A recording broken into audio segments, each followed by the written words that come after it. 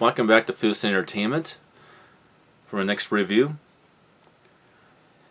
Now, little story behind this film, and I will go first talk about what movie is. We'll be reviewing 1992's Alien 3, which is out of this Alien Anthology box set.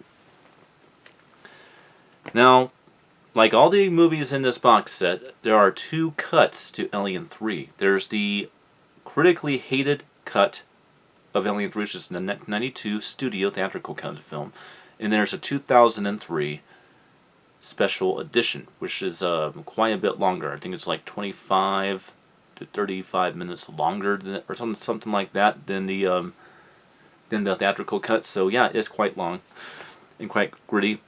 Now to go ahead and go to my opinion of Alien 3. Well, for the longest time, I liked Alien 3 more than I liked Aliens. But after discovering that if you change your mindset when it comes to watching an Alien movie, and watching an Alien film is a horror film, and not so much as a sci-fi movie, that it tends, in my opinion, the previous... Well, in terms of me watching these movies, I'm watching these films in chronological order instead of release order. So, when you look at it from that perspective, when you compare Alien 3 to Prometheus, Alien Covenant, Alien, and Aliens, it's actually a very inferior movie. So I cannot defend this film. For years and years I have been defending this film, but on my most recent watch, after watching all of these really good Alien movies going into Alien 3, I cannot defend this film anymore. Now, will I go as far to say that this film is unwatchable? No.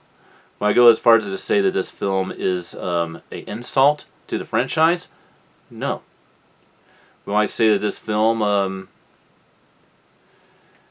is a bad movie? No. Matter of fact, I would say quite the opposite. I would say that it is not an insult to the franchise. It is not a bad movie. And it is not unwatchable. It's a very enjoyable and very watchable film. What I'm saying about the movie is that it's inferior to the previous 4 Alien movies that I watched, which is Prometheus, Alien Covenant, Alien, and Aliens. Those 4 films are better than this movie in terms of the story narrative, in terms of the horrifying and thrilling and terrifying aspects. Those films are much scarier and much more horrific and much more terrifying than this one. But does that mean that the film is not horrific and is not terrifying and is not thrilling? No, not at all. Because it still is all those things. It's just not as much on a intensified level. Now let's go on to the plot of the film. Again, this is a box set. There's no criteria to read from, so I will just go ahead and tell you along the way. Taking place approximately,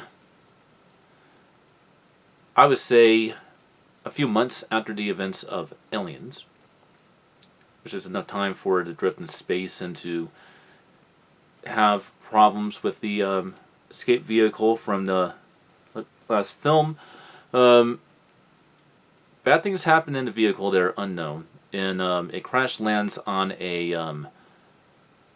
on basically a prison planet. And instantaneously, Michael Biehn's character, Corporal Hicks, gets impaled and killed instantly. And Newt drowns in her cryostasis pod. But what the question is why all this happened. And Ripley is the sole survivor.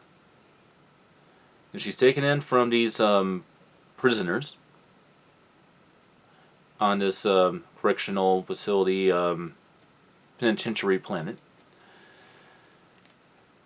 that has been abandoned by the government, or whatever government, or company they call it in these films. They call it the company.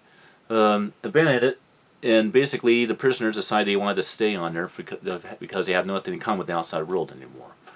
And so they kind of found faith in God and stuff like that, and kind of lived together by choice. And basically, she suspects that after seeing some residue from acid, which of course we know that the xenomorphs bleed acid, she suspects that Newt or Hicks was contaminated by being infected by a xenomorph egg. And obviously they were not. But she does a thorough investigation anyways. Then she goes ahead and puts back together what is left of Bishop enough to where she can communicate with the android Bishop. Again, played by Mads Henriksen, but this time in a puppet form. Except for the last part of the film, of course. He does confirm there was an alien on the ship. And one of them is affected. And basically, after mysterious deaths start happening and disappearances with the prison colonists, we discovered that there's a new queen. And is wreaking havoc. And is breeding already on this prison planet. Or at least trying to.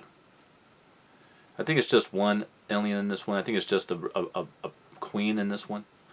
But Ripley soon discovers, after finally getting people convinced that there's something going on, and looking for this queen alien, she discovers that the person who did get infected is herself, and that she has one of them growing inside of her.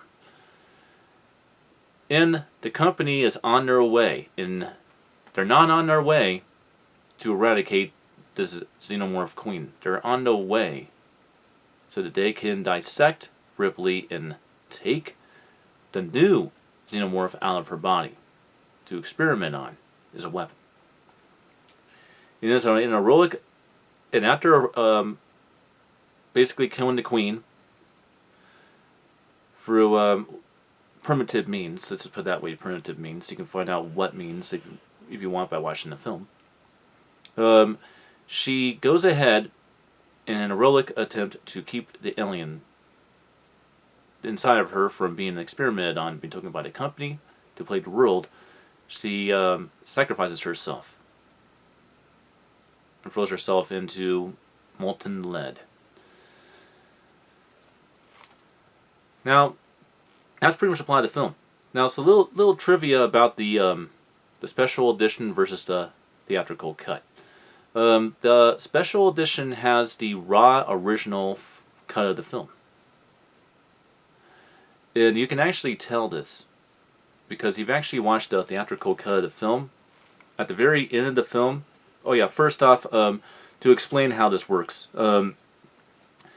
During the duration of the film, due to the fact that this prison planet has a very bad lice infestation, people shave their heads so that they can actually function without having lice, in their hair all the time and stuff. And so yes, Sigourney Weaver actually did undergo the transformation of shaving her head for this movie. Well, this is where you can kind of tell that the special edition is a little bit better and it's got a really different movie in some ways. Is that in the theatrical cut you can very easily visibly tell that she was wearing a bald cap, and that those reshoots of that particular ending of her character of the movie was reshot. But that's in the theatrical cut. If you watch the special edition, it's not there. Which tells you that, like always, when studios screw around with a director's vision of a movie is not always a good thing. And that's certainly the case with this one. And that's the case with some other films. Like, for example, the biggest funny one of them all for these reshoots type of stuff is when they did the reshoots for Justice League. Because Henry Cavill at the time was under contract not to shave his mustache off, or just the facial hair off his face as he was playing the villain in Mission Impossible Fallout. So they CGI'd it off of his face, and everybody could tell. And it's obviously the same type of thing with Alien 2. Sorry, with with Alien 3. And basically, in Alien 3, you can very visually tell that it was reshoots when it comes to the theatrical cut, and that it wasn't reshoots on the special edition. So, funny little divots like that. You can, if you look close enough, you find them. And the quality of the film. I mean, I'll run out of time. This one's a little more warm color temperature than the previous two. Should be Alien and Aliens. This one's more warm temperatured. It's still a THX stuff, but I would definitely say that the THX certification in the 5.1 DTS HDMA, and again, you do have the option of a 4.1 DTS HDMA Dolby Surround based sound presentation, which is a recreation of the original Dolby Surround, you know, elements of the original presentation of the film. This one is a step down from the previous two. I know that's weird. It's weird I'm saying that, but it kind of is. Granted, there's not as much going on, effect-wise, in this one. I mean, it takes place in a prison facility on a penal colony freaking planet. But it just feels like it's just not as much going on in this one as there is in the previous, especially the previous one. And it's more warm temperatured. Again, this is a regular Blu-ray, not a 4K one, so you don't have the benefit of HDR10 or Dolby Vision.